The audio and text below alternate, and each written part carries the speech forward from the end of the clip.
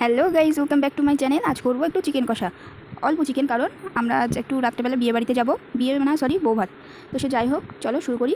প্রথমে চিকেনটিকে ধুয়ে রেখেছি, এবার আদা রসুন পেঁয়াজ মিক্সি করে নেব। আলুও কেটে রেখেছি। এই যে আদা রসুন পেঁয়াজ, আমরা একটু কাঁচা লঙ্কা খাই, শুকনো লঙ্কা তো কী হয় এই গরমে খাওয়াটা ঠিক উচিত না, তো মিক্সি করে নিলাম। এবার গ্যাসটা জ্বালিয়ে কড়াইতে তেল দিয়ে আলুটাকে লাল লাল করে একটু ভেজে তুলব। আলুগুলো এক এক করে দিয়ে দিলাম, একটু লবণ দেবো আর একটু হলুদও দিয়ে দেবো।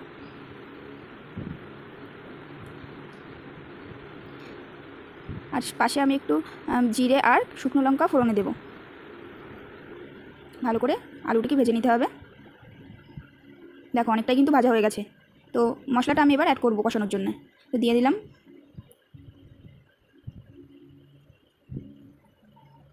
আমি এটাতেও একটু লবণ আর হলুদ অ্যাড করব। মশলাটা ভালো করে কষাতে হবে যতক্ষণ না মশলা থেকে তেল বেরোয়। আমি একটু ঢেকে দেবো, ঢেকে দিয়েছিলাম। এ দেখো অনেকটা হয়ে গেছে।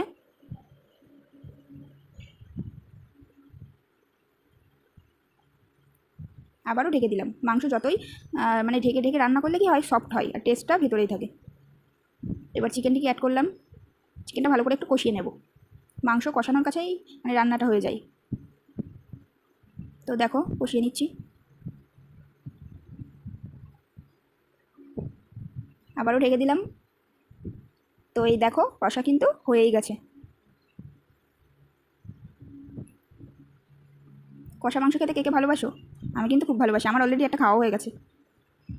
দেখো কি সুন্দর লাগছে। এবার আমি গরম জল অ্যাড করলাম। তরকারিতে গরম জল অ্যাড না করলে ভালো লাগে না, না অনেকে আছে ঠান্ডা জল দেয়, গরম জলটা দিলে ভালো হয়।